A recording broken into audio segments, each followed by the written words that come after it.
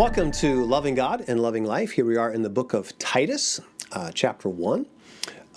Titus, the theme of this, really the theme of the whole book are instructions for Titus's work in Crete. Titus was a disciple of Paul's. Paul had left him on the island of Crete. Crete was still is a big place. I mean, even at that time, hundreds of thousands of people on this island. And he's left Titus there to really build up the churches. Several churches had already been planted, but to establish elders and leaders in each church and to go from town to town. So he's got a huge responsibility, and he's giving him some instruction. But I want you to notice, to me, probably the most amazing thing about, well, certainly this chapter, he's giving a long list of instructions of the qualifications. He's telling Titus, here's what you want to look for.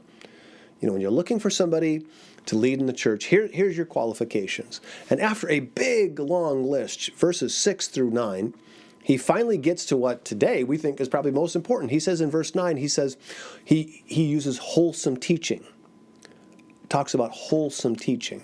And now, is that important that a minister, yes, is a good teacher, but wholesome teaching? Absolutely. But that's verse 9. He's already given a big, long list. He starts by saying an elder must live a blameless life. He must be faithful to his wife and his children. He starts with the most important things, and that's a life of love and service. And yes, on the heels of that, does this person also need to have the ability to teach? Yeah.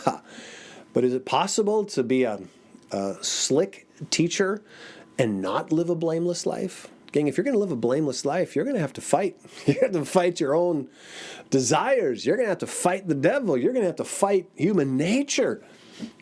That's what qualifies you to lead. That's what qualifies you in God's kingdom.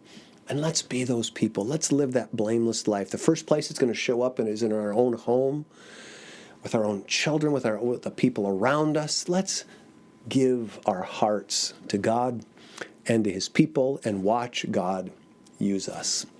Let's pray. God, today, use us today. God, send us one person today to share your love with. Friends, let's never forget, loving God is the only way to end up with a life that we love.